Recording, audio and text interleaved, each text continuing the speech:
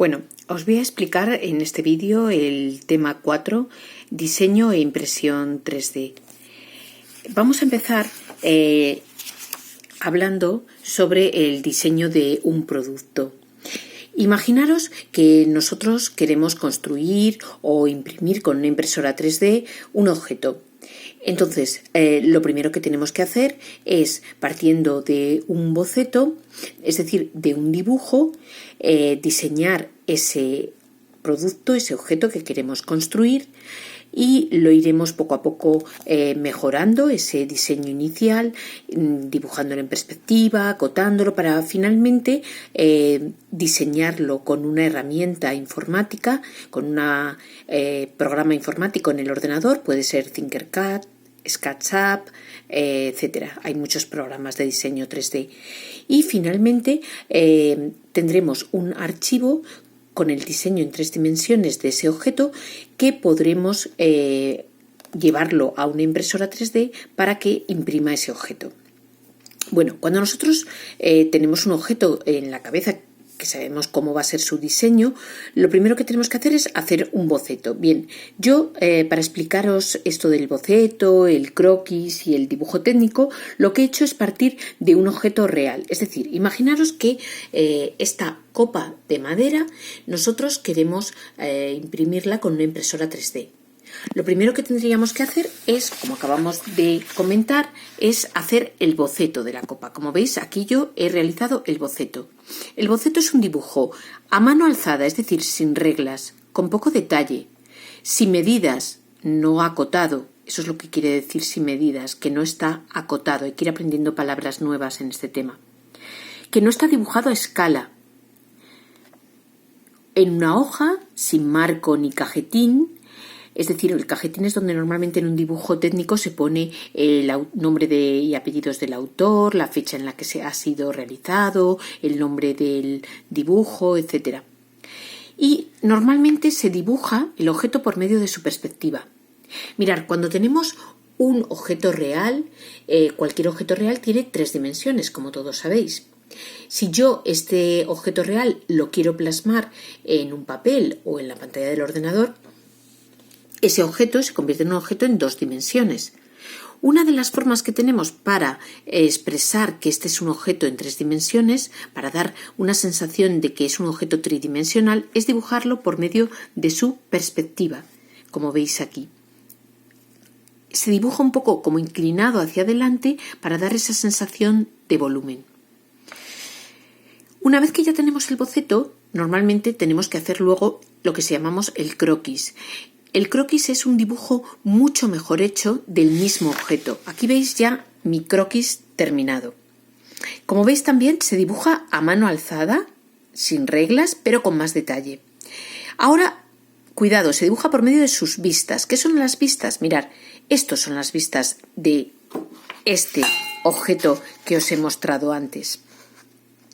Esta vista es el alzado. Cuando yo miro el objeto de frente, totalmente perpendicular a mis ojos, como veis aquí. Y esta vista es la planta, cuando yo miro el objeto desde arriba, también totalmente paralelo ahora a mis ojos. Es decir, dibujaría las vistas del objeto. En este caso, con estas 2 vistas es necesario para que el objeto quede totalmente definido. Tendríamos, como os digo, el alzado visto de frente y la planta visto desde arriba. Tendríamos que hacer un dibujo proporcionado y con medidas y aclaraciones si fuera necesario. Como veis, aquí yo he puesto las medidas del objeto, las medidas del dibujo. Imaginaros que lo he dibujado a escala 1:1, serían las medidas reales, las mismas que tiene el objeto real si lo he dibujado a escala 1:1.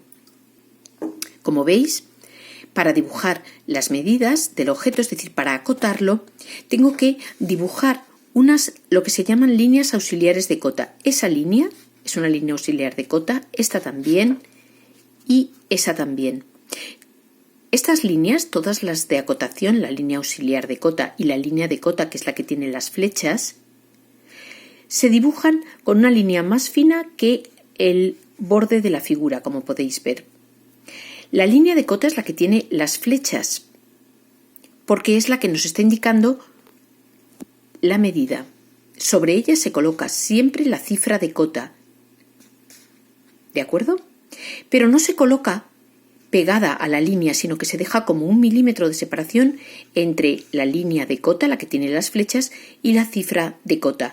Y siempre se colocan mirando hacia la izquierda o hacia arriba, siempre por encima de la línea de cota. Ya veremos después más ejemplos de acotación. La línea auxiliar de cota siempre sobresale unos 2 milímetros, como veis, después de la línea de cota. Siempre. En el caso de medidas muy estrechas en las que no podríamos acotar por dentro porque no se vería el número, porque además todos los números tienen que ser del mismo tamaño, pondríamos la línea de cota por fuera, como podéis ver, y alargaríamos una de las líneas de cota y colocaríamos encima el número. Aquí he acotado las medidas de los círculos en la planta. Como veis, hay que acotarlo así. Aquí no tenemos líneas auxiliares de cota, sino que la línea termina en el círculo, ahí y ahí. Tendríamos solamente las líneas de cota con sus flechas y sus medidas. Siempre hay que dibujarlas formando un ángulo de unos 45 grados. La línea de punto y trazo nos indica el eje de simetría de estos dos círculos.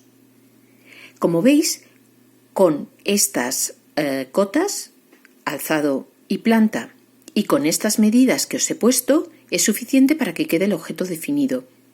Si es suficiente, ya no es necesario indicar más medidas. Es decir, por ejemplo, esta medida no es necesario indicarla, porque es la misma que esta, 50, así que no tengo que volver a ponerla aquí. Esta medida es 25, que sería esta de aquí arriba, por lo tanto no tengo que volver a ponerla ahí, ya la tengo indicada abajo. Una vez que tenemos el croquis, dibujaríamos el dibujo técnico.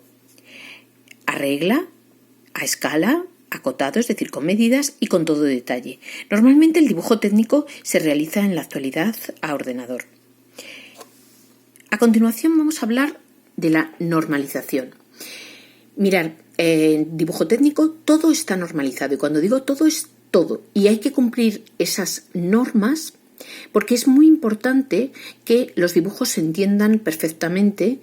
Si todos cumplimos las mismas normas, el dibujo puede ser entendido por cualquier persona aunque no hable nuestro idioma.